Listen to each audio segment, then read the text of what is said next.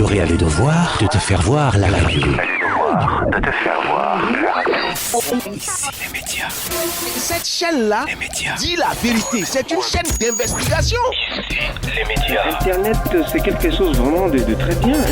Donc en tant que professionnel des médias, je déplore. C'est l'histoire d'un journaliste. Et les gens de la presse écrite. Ici les médias. Mesdames, Messieurs, bonjour. Vous faites quelque chose de merveilleux. Vous écoutez la radio. Ici les médias, voici le sommaire. Ici les médias. Aimé, désiré, adoré. Cameroun, les anciennes gloires de la CRTV créent un journal. Signature, présent sur le marché depuis quelques jours, est un hebdomadaire qui devrait faire la différence selon ses promoteurs. De Douala au Cameroun, nous aurons Philomène Ducy. Bonjour Philomène. Bonjour Aimé Désiré. Tunisie, mobilisation de 2 journalistes disparus en Libye. Rassemblés le 2 février devant le siège de la présidence du gouvernement tunisien, les familles de Sofiane Chouadbi et Nadi Katroui n'avaient qu'un seul objectif, faire réagir les autorités. Il fallait en parler. Et il fallait parler de ces 3000 Afro-Américaines qui décident de retourner sur le continent. Qui sont-ils? Quels sont les pays vers lesquels ils convergent? Roland Djakou a les bons éléments des réponses. Il nous le dira. Bonjour Roland. Bonjour Aimé Désiré, bonjour tout le monde. Congo-Kinshasa, 2 médias de l'opposition fermés. Sont interdits de diffusion sur l'ensemble du territoire national congolais les entreprises privées du secteur audiovisuel dont les noms suivent. Radio-Télévision Nyota, Télévision Mapendo. Voici l'extrait du communiqué qui a marqué la coupure du signal de 2 médias congolais. À quoi rime cette fermeture? Élément d'analyse dans cette édition. Les métiers de la communication. Qu'est-ce qu'un attaché de presse? En quoi consiste le métier d'attaché de presse? Dans les métiers de la communication, vous aurez les explications de Cédric Tachago. Bonjour Cédric. Bonjour. Amateurs des médias, c'est ici les médias. Ici Guy Letran, ingénieur informatique, blogueur pour le compte de Ici les médias. Moïla Gabon. Bonjour, animatrice radio à Douala au Cameroun, je suis Philomène Ducy. Je suis Younes Boumedi, fondateur et directeur de Hit Radio au Maroc. Je suis Roland Djakou, journaliste et présentateur télé, Libreville, Gabon. Amateurs des médias, c'est ici les médias. Cameroun, de la radio à la presse écrite, les anciennes gloires de la CRTV créent un journal. Depuis quelques jours au Cameroun, un nouveau né dans les médias. Il s'agit de Signature. Créé par les anciens noms de la CRTV, cet hebdomadaire promet de faire la différence. De Douala au Cameroun, nous avons Philomène Ducy. Ici les médias. Pierre Leban et Langa. Jean-Pierre Ifouba Onana, Michel Djok Abanda, Linus Pascal Fouda, Guy Rogeba, voilà des noms qui ont marqué à une certaine époque l'histoire de la télévision nationale camerounaise, la CRTV. Si l'on avait été habitué à les regarder ou à les écouter, il faudra désormais conjuguer un peu plus avec leurs plumes, car ils sont cités dans un article publié par le site d'information Camar Post comme étant le locomotive d'un nouveau-né dans la presse camerounaise, Signature. Comme il a été dit en m'introduisant Aimé Désiré, Signature avec un S à la fin est bel et bien un hebdomadaire d'information générale qui se propose d'observer lucidement pour raconter froidement. C'est du moins ce que résume sa ligne éditoriale. Après leur départ en retraite, les anciennes vedettes de la CRTV citées plus haut ont choisi de proposer un regard original sur l'actualité de par leur expérience. Il faut dire, le premier numéro de Signature a été dévoilé au public camerounais. Et dans ce numéro, le journal s'interrogeait sur qui écrit le discours de Paul Biya. Il s'agissait pour la rédaction de dévoiler les plumes, le circuit, les acteurs, les réalisateurs, les anecdotes et les coulisses autour du discours présidentiel. Le président de la République, dont une caricature est d'ailleurs représentée en première page. Paul Biya, lampe tempête en main, a les yeux rivés sur une feuille blanche. Il y a un discours sous le regard amusé d'un corbeau. Cette une a intéressé plus d'un amateur de journaux au Cameroun. L'exemple du blogueur Edouard Tamba qui commentait le 25 janvier sur Twitter « Jolie une, elle ressemble à celle de Mediapart ou du Monde diplomatique ». Fin de citation. L'utilisation de la caricature pour les illustrations à la une est ce qui fait Aimé Désiré la première différence entre Signature et les autres journaux locaux. Et il y en a des journalistes ici au Cameroun qui apprécient également la liberté de temps de ce journal. Ici les médias. Ici les médias. Alors Roland, un nouveau-né au Cameroun dans les médias, la presse écrite, créé par beaucoup de personnes et des gens qui ont roulé le boss. Ouais. Directeur de publication Pierre Lebon et Langa, on l'apprend à l'instant. Alors, qu'est-ce que ça vous inspire, vous, En fait, comme tout à l'heure, je me posais la question, on se posait la question en off, qu'est-ce qu'ils veulent réellement faire? Qu'est-ce qui va se passer dans l'univers médiatique camerounais à ce moment où il y a Signature qui apparaît? C'est vrai qu'il y a plusieurs journaux, des références au Cameroun qui font du bon boulot et puis qui donnent de vraies informations. Mais Signature, vu que c'est un journal qui est conçu et réalisé par des anciennes gloires de la CRTV, donc des anciens noms du journalisme camerounais, des vedettes, des personnes qui ont servi de modèle à plusieurs jeunes aujourd'hui qui sont devenus des journalistes à travers le continent africain, à travers le Cameroun, pour être beaucoup plus précis. Donc ce journal, cet hebdomadaire qui arrive à l'instant, qui est déjà présent sur le marché camerounais, attire beaucoup l'attention de plus d'une personne, y compris moi. Oui. Donc raison pour laquelle je me pose encore la question de savoir qu'est-ce qui va réellement se passer. Est-ce qu'il y aura cette différence dont ils sont en train de prôner depuis le lancement de cet hebdomadaire? On attend bien ce lancement, non seulement dans le traitement de l'information, mais aussi dans la manière de pouvoir aller trouver cette information. Parce que si on parle des anciennes gloires, on parle aussi des personnes qui ont un carnet d'adresses beaucoup plus structuré. Et du coup, on espère bien que ça va servir afin que les Camerounais puissent en avoir. Ces anciennes gloires, parmi Anne-Mad Voto, qui s'occupe de la partie commerciale, Jean-Pierre et Fouba Onana, oui. Michel Djokabanda, vous connaissez bien... Que des grands noms. Ouais. Michel Djokabanda, Lunu Pascal Fouda, Guy Roger Eba. Dernièrement, on a vu Anne-Marc Voto ici à Libreville, dans la capitale gabonaise, où elle était auprès du procureur de la République pour un séminaire pour un séminaire donc qu'elle participait. Elle a eu à participer à ce séminaire. Donc du coup, c'est quelque chose de bien. Elle n'est pas seulement, c'est pas un nom connu par des Camerounais, c'est un nom connu par plusieurs Africains qui ont eu le soin, qui ont pris peut-être la peine de regarder la CRTV déjà, peut-être des passages au Cameroun, parce qu'à cette époque le câble n'était pas encore accessible à tout le monde. Mais Anne-Marc Voto et Linus Pascal Fouda et toutes les autres personnes qui font partie de ce média qui a été mis en place il n'y a pas très longtemps, je pense qu'il y aura quelque chose de nouveau. Est-ce qu'il n'y a pas une crainte, Roland, les autres médias qui sont déjà sur place, Mutation, Le Messager, qui est là depuis 1979, est-ce qu'il n'y a pas une crainte d'une concurrence acerbe et farouche? Je pense que s'il y a crainte, ça veut dire qu'en fait il y a aussi un manque de confiance en soi, un manque de confiance en son journal, ou encore à sa capacité de pouvoir produire, parce qu'en fait c'est vrai, ce sont des anciennes gloires, mais ces anciennes gloires là viennent créer un média ou encore un journal qui vient trouver d'autres journaux qui existent déjà, et du coup par la suite on va tout de suite faire comprendre que la seule chose qui peut susciter des inquiétudes, c'est justement qu'est-ce qu'ils veulent faire exactement, pourquoi est-ce que c'est maintenant qu'ils se réunissent à quelques mois ou encore quelques années, si vous voulez, des élections présidentielles au Cameroun. Donc du coup, on se pose bien la question de savoir qu'est-ce qui va réellement se passer, pourquoi est-ce qu'ils ont choisi maintenant pour le faire. Je pense que Pierre Lebon Elanga, qui est le directeur de publication de ce journal, pourrait, d'une manière ou d'une autre, nous édifier sur la question, sur ce qu'ils veulent réellement faire, et surtout, j'insiste sur ce mot, surtout comment est-ce qu'ils vont pouvoir satisfaire le public camerounais avec leur journal Signature. Est-ce que ce sera une signature positive ou négative? Là, c'est encore la question qu'on se pose jusqu'à maintenant. Si c'était la signature pour libérer les deux journalistes tunisiens condamnés en Libye, disparus en Libye depuis 1 an et poussière déjà, ce sera la bonne transition pour se retrouver en Libye. Tunisie, mobilisation de 2 journalistes disparus en Libye. Les familles de Sofiane Chouadbi et Nadi Katroui, journalistes tunisiens disparus en Libye depuis septembre 2014, ont appelé à un rassemblement ce 2 février devant le siège de la présidence du gouvernement tunisien. Objectif, demander une nouvelle fois aux autorités de prendre leurs responsabilités dans ce dossier.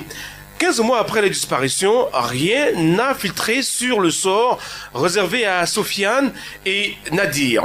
Journalistes de la chaîne First TV, les familles qui subissent de plein fouet l'absence de mobilisation politique sur ce dossier se sont rassemblées pour que leur enfant ne soit pas oublié. Simplement, écoutons Nabila Kamessa, chercheur. Ici, les médias. Je trouve que c'est la liberté d'expression qu'on assassine. Je trouve que c'est la violence et la Kalachnikov contre le crayon et le dessin. Je trouve que c'est la démocratie, les bases de la démocratie qu'on assassine. Et je suis là aussi pour témoigner ma solidarité avec Sofiane Echouab et les journalistes tunisiens détenus en Libye. Pour moi, c'est le même combat, ce sont les mêmes valeurs et c'est la même solidarité solidarité que nous devons montrer envers tous ceux qui entachent les bases de la démocratie et la liberté d'expression.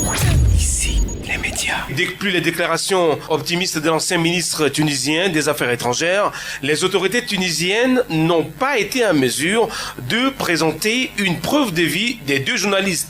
En outre, la commission mixte chargée de faire la lumière sur l'affaire, annoncée par la présidence du gouvernement, n'a pas toujours vu le jour. D'après vous, pourquoi les Tunisiens, le gouvernement tunisien tarde à trouver, à boucler l'enquête sur cette affaire? En fait, Émile Ziri, il faut dire que dans ces pays, que ce soit enfin dans le Maghreb et dans les autres pays sahariens, il faut déjà mentionner, il faut qu'on se pose la question de savoir ces journalistes sont disparus ou ces journalistes ont été enlevés. Parce que là, il s'agit de 2 poids 2 mesures. On ne peut pas à un moment donné parler du bouclage d'une enquête du moment où on n'est pas spécifié. Pas, s'ils sont en vie ou pas. S'ils sont en vie ou pas, ou s'ils sont détenus par des djihadistes ou pas, parce que il s'agit de cela, Émile Ziri. Depuis un certain nombre de temps sur le continent africain, depuis qu'il y a eu cette prolifération du djihadisme sur le continent africain, il y a des enlèvements, pas seulement des journalistes, mais puisqu'il s'agit du cas précis actuellement, si les journalistes sont détenus entre les mains des djihadistes, le gouvernement tunisien ou encore libyen ne pourrait pas donner une suite rapide à cette enquête, tout simplement. Pourquoi? Parce qu'on fait du djihadisme, on sait ce que c'est, on sait comment ça se passe entre les États et l'État islamique, ou encore les autres branches de l'État islamique, notamment AQMI, Boko Haram et bien d'autres. Mais maintenant, si ces journalistes sont disparus parce qu'en fait, ils sont peut-être emprisonnés quelque part et que c'est le gouvernement tunisien ou encore libyen qui en est à l'origine ou encore qui en est l'auteur, il va bien falloir qu'on puisse avoir une suite favorable. Mais bon, des journalistes ne sont pas des personnes comme les autres dans la rue ou encore dans la nature. Ce sont des personnes qu'il faut justement savoir qu'est-ce qui les arrive à chaque fois quand ils se retrouvent dans cette zone de l'Afrique. Le Maghreb est aujourd'hui menacé par l'État islamique, par AQMI et bien les autres. Oui. Donc on se rend compte qu'il y a cette faiblesse de la part des gouvernants. Pas parce que ces gouvernants ne veulent pas, ils le veulent bien, mais la faiblesse s'impose au niveau où il va bien falloir peut-être négocier avec ces djihadistes pour pouvoir obtenir la libération de ces journalistes. Mais maintenant, est-ce qu'il faut négocier avec le djihadisme? Là, c'est la question, parce qu'il y a des présidents qui refusent catégoriquement de négocier avec les djihadistes. Oui. Il y a des gouvernants ou encore des présidents qui acceptent parfois des négociations pour qu'on puisse avoir la libération de certaines personnes. Avec les otages. On a vu le cas, effectivement. Chinois, des otages français, oui. Effectivement. Là, on parle du cas de 2 journalistes, mais on se rend compte que du côté du Nigeria, les filles qui ont été enlevées par Boko Haram jusqu'à aujourd'hui ne sont pas libérées. Il y a eu une mobilisation aussi du côté du Nigeria, ces femmes qui demandent à ce qu'on puisse libérer ces filles dans le mouvement Bring Back Our Girls. Oui. Du coup, on se pose bien la question de savoir comment est-ce que les gouvernants, quelle stratégie les gouvernants peuvent adopter pour affronter l'État islamique afin de donner des réponses positives ou encore rapides à des personnes qui réclament la libération de leurs parents, de leurs amis, de leurs sœurs, de ceci et de tout cela. Ces journalistes qui sont retenus aujourd'hui, pourquoi est-ce que ces journalistes sont retenus? Est-ce que ces journalistes ont été enlevés par AQMI et tout le reste? Est-ce que le gouvernement tunisien peut trouver une solution rapide afin de donner une suite aussi favorable, peut-être pas favorable, mais rapide, qui pourrait faire en sorte que c'est les parents des personnes qui revendiquent la libération de ces 2 journalistes puissent être calmes quelque part? Voilà autant de questions qu'il va falloir qu'on se pose, mais il faudrait bien qu'on soit réaliste. Le djihadiste, quand il est sur la terre, il ne vient pas pour s'amuser. Donc du coup, il va bien falloir prendre la question avec beaucoup de pincettes. Alors, autant de choses dont on parle, autant de choses dont on ne parle pas suffisamment. Et il fallait en parler. Il fallait parler de quoi? Tout de suite, on le saura. Il fallait en parler. Il fallait en parler. Il fallait parler de quoi? Des Afro-Américains qui décident de retourner sur le continent africain. Roland. Des Afro-Américains, ça vous l'aviez dit dans votre propos tout à l'heure, des Afro-Américains qui décident de retourner sur le continent africain, et la première porte ou encore le premier pays qui leur ouvre des portes, c'est le Ghana, qui est, comme je l'ai dit, qui est le premier pays africain à ouvrir ses portes aux personnes d'ascendance africaine de partout dans le monde. Ce séjour lui offrit l'occasion justement de visiter de nombreux sites touristiques du pays, notamment un sentiment d'appartenance. En 2014, ça il faut le préciser, on estimait à plus de 3000 le nombre d'Afro-Américains et autres personnes d'origine caribéenne. Et pourquoi les Afro-Américains choisissent-ils la destination Ghana? Ça c'est la grande question. Et pour répondre à cette question, Aimé Désiré, on peut y relever 3 raisons fondamentales, notamment tout d'abord sur le plan historique, le Ghana est un pays d'où sont partis la majorité des 15 millions d'esclaves noirs. Le fort de Cap Coast a ainsi vu des millions d'Africains embarqués à destination de plantations aux Amériques et aux Caraïbes de nombreux siècles auparavant. Ensuite, en 2000, le pays a adopté une loi relative au droit de résidence qui permet aux personnes d'ascendance africaine de demander et d'obtenir le droit de résidence permanente. Tout récemment, le pays a créé un bureau de liaison au sein du ministère des Affaires étrangères pour faciliter les investissements et le développement. Déjà du temps de Kwame Nkrumah, l'homme fort, l'homme légendaire du continent africain, le premier président, le pays les encourageait à revenir contribuer au développement du continent. Et enfin, le Ghana est le premier pays de l'Afrique subsaharienne à s'être débarrassé de la colonisation il y a environ plus de 60 ans. Pour les raisons que nous venons d'évoquer, le Ghana est devenu la destination préférée de membres de la diaspora à la recherche de leurs racines africaines et d'un foyer spirituel. Certains ont réussi à remonter leur origine familiale grâce aux tests génétiques. D'après l'Organisation des Nations Unies, environ 200 millions de personnes vivant aux Amériques se déclarent d'ascendance africaine. Des millions d'autres vivent ailleurs en dehors de l'Afrique et sont souvent victimes de racisme et de discrimination. De ce fait, l'Assemblée générale de l'ONU a proclamé en 2015-2024 la décennie internationale des personnes d'ascendance africaine pour promouvoir le respect et la protection de leurs droits fondamentaux. Quoi qu'on dise, les personnes d'ascendance africaine continuent d'émigrer vers le continent, mais pas en aussi grand nombre qu'on pouvait l'espérer. Parmi celles-ci, on peut citer Rita Marley, la veuve de Bob Marley, la légende du reggae, d'autres artistes comme Trey Songz, l'artiste afro-américain Trey Songz, qui lui aussi a découvert que ses origines étaient camerounaises. Il était fier de le dire, qu'il était très content de repartir au Cameroun. On a vu aussi Wesley Snipes qui a vu que ses origines venaient du Ghana, qui aussi a été très content de savoir qu'il est ghanéen et qui pourrait aller d'ici là toucher la terre de Kwame Nkrumah qu'on a eu à citer ici. Il y a plusieurs d'autres artistes qui sont même d'ailleurs qui sont même déjà venus sur le continent africain, d'essayer de savoir d'où est-ce qu'ils viennent, parce que quand on le sait, on sait aussi où on va. Et si on était en train de revivre la Renaissance africaine, on vous posera la question tout à l'heure, mais en attendant, nous allons à Douala avec Cédric Tachago. Cédric, comment interprétez-vous ce flux migratoire des Afro-Américains vers le continent africain? Ici, les médias. Le célèbre poète antillais Aimé Césaire aurait parlé du cahier d'un retour au pays natal. L'Afrique, berceau de l'humanité qui a été depuis des siècles le théâtre de la traite négrière, accueille depuis quelques années ses fils venus de la diaspora noire américaine. Un voyage sur les traces du passé hautement symbolique. Dans la même veine, près de 8000 Afro-Américains ont également découvert leurs racines africaines au Cameroun après un test d'ADN mené par des associations comme Afro-America, spécialisées dans le lignage maternel. Tout ceci permet de s'interroger sur le pourquoi de cet exode massif. Ainsi, on pourrait réaliser une grande prise de conscience de ces fils d'immigrés qui, dans un brin de nostalgie, se souviennent de leurs racines. En filigrane de cette prise de conscience se dessine le sentiment d'une renaissance africaine, concept cher au professeur Cheikh Anta Diop, car la volonté de revenir sur les traces du passé traduirait une nouvelle façon d'être et de penser, une communion avec les valeurs historiques, culturelles, linguistiques et sociales de l'Afrique. Ces Afro-Américains se présenteraient ici comme des personnes qui prennent une part active à la reconstruction et au développement du continent berceau de l'humanité. Mais sans se voiler la face, il faut dire que cette réconciliation avec le passé ne portera pas de fruits sans une véritable mutation et un profond changement de mentalité africaine. Ici, les médias.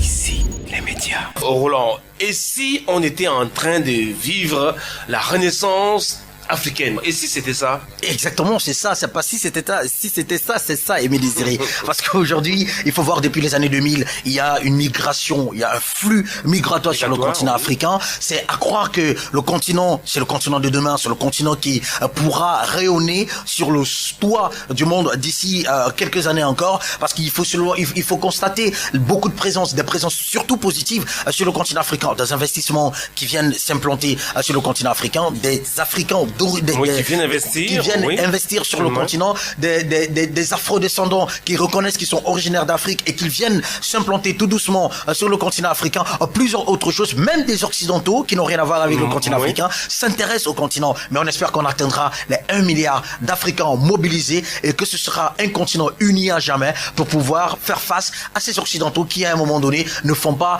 des choses sur le continent africain par amour.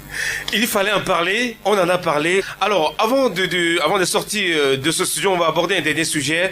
C'est la fermeture de 2 médias de l'opposition au Congo. Congo-Kinshasa, 2 médias de l'opposition fermés. Sont interdits de diffusion sur l'ensemble du territoire national congolais. Les entreprises privées du secteur audiovisuel dont les noms suivent. Radio-Télévision Nyota, Télévision Mapendo. Signé Lambert Mende Omalanga, ministre de la Communication et des Médias. C'est par ces quelques mots, extraits du communiqué du ministre de la Communication et Médias du Congo, que les 2 chaînes de télévision de l'ex-gouverneur du Katanga ont vu leur signal coupé. Le gouvernement congolais évoque pour motif officiel de cette fermeture le non-paiement de la redevance audiovisuelle. Une accusation aussitôt rejetée par Olivier Touta, directeur général de ces 2 médias fermés. Celui-ci estime avoir payé courant fin janvier 2016 la somme de 24 millions de francs CFA à ce titre. Et il faut rappeler que Radio, Télévision Nyota et Télévision Mapendo, basées à Lubumbashi, appartiennent à l'ex-gouverneur du Katanga, Moïse Katumbi. Cet ancien cadre du parti présidentiel a basculé il y a quelque temps seulement dans l'opposition. D'ores et déjà, des voix s'élèvent pour dénoncer cette sanction. C'est le cas de Reporters sans frontières et de journalistes en danger. Alors, Roland Djakou, l'année 2016 est une année électorale au Congo avec pour couronne, c'est la présidentielle et les législatives en novembre 2016. Joseph Kabila a de la peine à quitter le pouvoir. Ne peut-on pas voir derrière cette décision une connotation politique, Roland? Exactement, c'est une connotation politique parce que Moïse Katumbi, qui est d'ailleurs le propriétaire d'une des chaînes de télévision, se retrouve en train d'être visé. Il était dans le clan de Kabila il y a cela quelques temps et après il a retourné la veste tout simplement parce qu'il n'est plus d'accord avec la stratégie politique de ces derniers. Alors on voit tout de suite la manipulation politique, comme partout d'ailleurs. Quand on est à une période électorale, c'est une période fragile pour un pays, c'est une période qui est beaucoup plus compliquée pour des hommes d'affaires qui comme Moïse Katumbi, qui est un milliardaire et qui est un milliardaire vraiment qui peut être une véritable menace. Voilà, qui peut être une véritable menace pour Joseph Kabila. Du coup, on comprend tout de suite que bloquer son média, c'est une manière de créer un handicap à une manière de pouvoir évoluer de Moïse Katumbi, qui n'est peut-être pas jusqu'à maintenant, je sais pas, ceci peut-être c'est le cas, candidat à la présidentielle, à la prochaine présidentielle. Donc du coup, vous comprenez qu'il y a cette manipulation politique. Et c'est d'où d'ailleurs le continent africain reste toujours en retrait parce qu'il n'y a pas cette possibilité ou encore cette force pour certains gouvernants ou encore pour certains ex-présidents qui veulent se présenter aux prochaines élections présidentielles, de pouvoir faire face à ce qu'on appelle aux réalités de la démocratie sur le continent africain. Du coup, on se pose bien la question de savoir qu'est-ce qui se passe. On retrouve du moment où on n'a pas peut-être des propos très courtois envers un président ou encore un homme d'État, on se voit en train d'être menacé par les autorités. Voilà aujourd'hui Moïse Katumbi qui est victime de quoi? Victime du simple fait qu'il a retourné sa vie, il a décidé de quitter le parti de monsieur Joseph Kabila qu'il a soutenu pendant longtemps. Aujourd'hui, sa chaîne de télévision est fermée. Est-ce que c'est comme ça qu'on pourra vivre la démocratie sur le continent africain, notamment au Congo? Je pense pas. Est-ce que c'est comme ça qu'on pourra faire en sorte qu'on pourra mettre les bâtons dans les roues à monsieur Moïse Katumbi, qui est un milliardaire, qui a plusieurs cordes à son arc? Est-ce que Moïse Katumbi n'est pas un poisson qui a été nourri par Joseph Kabila? Que ce soit...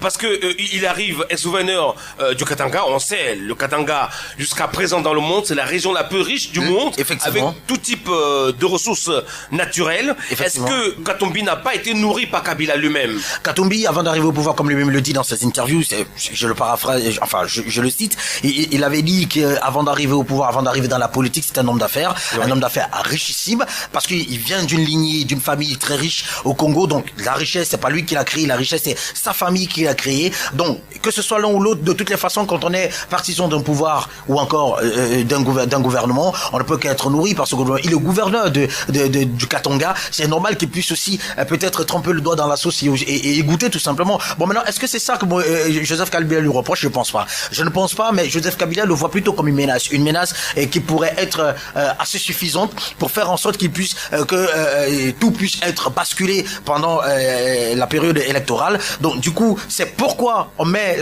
met sous les verrous la télévision de Moïse Katumbi. Mais la question c'est, est-ce que le fait qu'il puisse changer sa veste, parce que lui-même il avait dit, et je le cite encore, même si j'ai retourné ma veste, je peux toujours contribuer. Je contribue à l'évolution du pays, d'une manière ou d'une autre. Je contribue à l'évolution du pays. Si le président veut qu'on discute, on s'assiera sur la table, on discutera pour l'avenir du Congo. Je ne suis ni de l'opposition, ni de la majorité. Pour l'instant, je préfère rester un tout petit peu en retrait. Ce sont ses propos. Bon, maintenant, pourquoi est-ce qu'on ne voit pas en ses propos une sincérité d'un homme d'affaires richissime? Moïse Katumbi n'a pas besoin de la politique pour vivre, ça on le sait. Il n'a pas besoin de la politique pour vivre. Donc du coup, il va juste falloir qu'on puisse faire quoi? Accorder un peu du bénéfice du doute à cet homme d'affaires qui a fait pour le Congo, dont le Congo a aussi fait pour lui.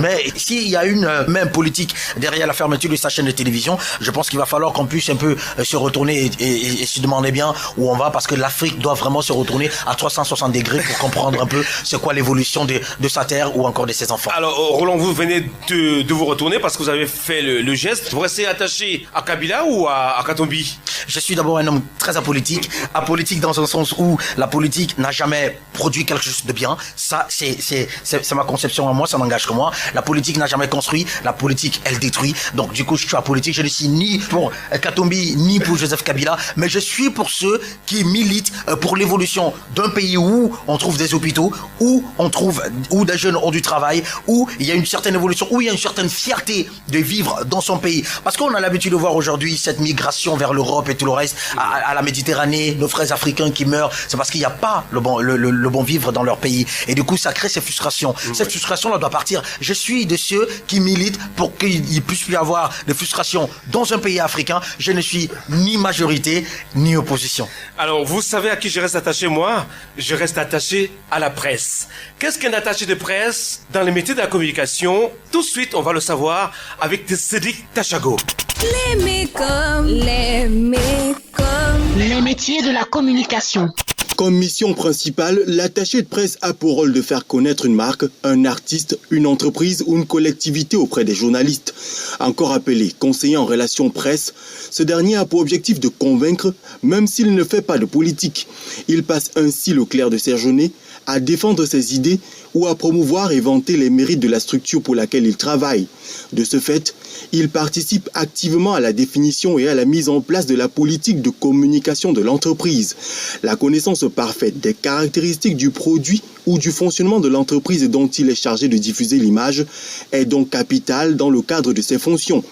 En relation constante avec les principaux acteurs de l'entreprise, il s'informe en continu et peut ainsi répondre à toutes les questions des journalistes, qu'elles soient techniques ou non. Plus concrètement, ce professionnel de la communication rédige des communiqués et des dossiers de presse, organise des conférences ou des voyages de presse, il prend en charge l'accueil des invités et des journalistes, s'occupe du respect des horaires, supervise les interviews. Bref, il met les journalistes aux petits soins et veille à ce qu'ils ne loupent aucune information. Le but étant d'avoir un réseau dense de partenaires médias qui consacrent des articles à propos de sa structure, ce qui augmente sa notoriété et améliore son image. On parle alors de retombées de presse. L'attaché de presse consulte également la presse écrite ou numérique. Ainsi, il sélectionne des articles et élabore une revue de presse quotidienne ou hebdomadaire destinée à sa hiérarchie ou au personnel de l'entreprise. C'est également le moyen de rendre compte de l'impact des campagnes de presse qu'il a lui-même orchestrées. Dans certaines structures, le responsable des relations presse est aussi responsable de la communication et supervise donc la réalisation de l'ensemble des supports à destination des cibles diverses. Promouvoir, communiquer et convaincre sont les maîtres mots qui gouvernent ce métier. Les aspirants doivent de ce fait s'inscrire à l'école de la diplomatie, de la précision, de la rigueur, de la disponibilité et de la patience, avoir une capacité d'analyse stratégique et de synthèse, maîtriser les techniques rédactionnelles et les outils de communication est hautement indispensable. Pour accéder à cette profession qui semble le plus sourire à la gente féminine, un diplôme en communication est nécessaire. Il est ainsi conseillé de multiplier les stages professionnels et en plus des études en communication, une spécialisation en relations publiques est souhaitable pour être plus aguerri. Sur le continent africain, de nombreuses écoles spécialisées forment dans ce domaine et l'inscrivent généralement comme module de la filière communication d'entreprise. On retrouve par exemple l'ISIC, l'Institut supérieur de l'information et de la communication du Maroc, ou encore l'École française des attachés de presse et des professionnels de la communication de Côte d'Ivoire. Ainsi, les métiers de la communication étant divers et variés, à vous de tracer votre chemin. Ici, les médias. Ici, les médias. Alors, vous avez désormais le choix, vous êtes en train de préparer votre baccalauréat d'enseignement général ou tout autre bac. Vous avez le choix d'aller vous former dans les métiers d'attaché de presse. Roland, vous avez été dans ce studio. Recevez tout de même notre remerciement ou nos remerciements. Je suis très content d'être là, de toujours participer à Ici, les médias. C'est la tribune qui permet à ce qu'on puisse parler des médias parce qu'il n'y en avait pas jusqu'à maintenant. Et c'est une très bonne initiative que je salue d'ailleurs au passage. Donc j'aurai toujours le plaisir de me libérer tous les jours qu'il faudra pour venir parler des médias et surtout parler de ceux dont il fallait en parler. Et il fallait justement en parler. Merci d'avoir écouté cette édition d'Ici les médias. Mendy Biankadi, Roland Djakou, Philomène Dussi à Douala, Cédric Tachago à Douala. Je suis aimé, désiré, adoré, amateur des médias. Prenons rendez-vous samedi.